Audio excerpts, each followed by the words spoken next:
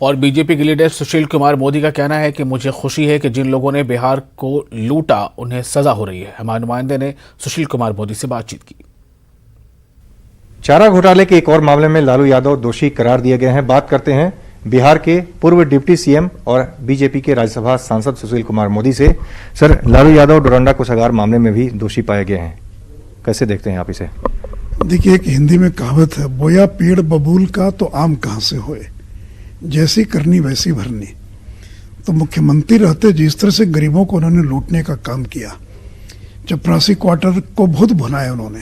कहते थे मैं चपरासी क्वार्टर में रहता था, मेरे बड़े भाई चपरासी थे, और आज 1000 करोड़ से ज्यादा की संपत्ति उन्होंने इकट्ठा कर लिया। तो जो उन्होंने किया वो भुगत रहे हैं। और देखिए, 4 मामलों में पहले से उनको सजा हो चुकी है। और ये जो कहते हैं कि राजनीतिक विद्वेष है, तो जिस समय इन पर चार्जशीट फाइल हुई उस समय AR किदवई बिहार के राज्यपाल थे और देवगौड़ा थे देश के प्रधानमंत्री। और लालू यादव रेल मंत्री रहते हुए भी इस मामले को मैनेज नहीं कर पाए, क्योंकि पूरा मामला पटना हाईकोर्ट के मॉनिटरिंग में चल रहा था।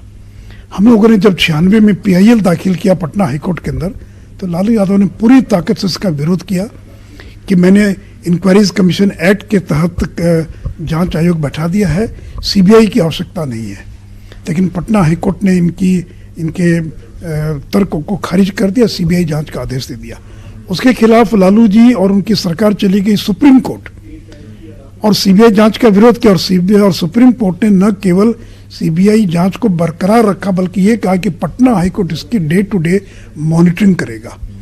तो अगर राकेश अस्थाना जैसे अधिकारी नहीं होते, जब अभी दिल्ली के पुलिस कमिश्नर या डॉक्टर AK विश्वास जो जॉइंट डायरेक्टर थे CBI के अंदर, अगर ऐसे लोग नहीं होते और SN झा जो पटना हाईकोर्ट के न्यायाधीश थे जो मॉनिटरिंग कर रहे थे, तो लालू यादव तो कब को इस सारे मामलों को पचा डाले होते। तो इन्होंने तो पूरा विरोध किया, पूरा प्रयास किया, लेकिन मामले में इतने पुख्ता सबूत थे। उन सारे सबूतों के बाद कोई भी न्यायालय आंख मूंद नहीं सकता था। इसलिए चौथा नहीं, ये 5वां मामला है जो इनको सजा हुई है। और 136 करोड़ तो उस जमाने का 136 करोड़ है, आज उसकी कीमत होगी करीब 765 करोड़ रुपया। तो आप मुख्यमंत्री थे, गरीबों ने आप पर भरोसा जताया, लोगों ने आंख मूंद कर आपको वोट दिया, अंधाधुंध वोट दिया, और 95 के अंदर लालू जी 170-75 सीटें करीब 2/3 के बहुमत से जीत कर आए। लेकिन उसके बाद इनकी क्या दशा हुई, ये बिहार के लोगों को बताने की आवश्यकता नहीं है। और अब बिहार की राजनीति में लालू का कोई वजूद नहीं बचा है। RJD के लोग ये आरोप लगाते रहे कि उनको जानबूझकर फंसाया जाता है, इशारा बीजेपी की तरफ होता है। नहीं, फिर वही कर रहा, अगर फंसाया गया होता तो जो न्यायाधीश है वो तो कोई बीजेपी के नहीं है। और झारखंड में जो सरकार है वो तो झारखंड मुक्ति मोर्चा की सरकार है, कांग्रेस और राजद उनका समर्थन कर रहा है।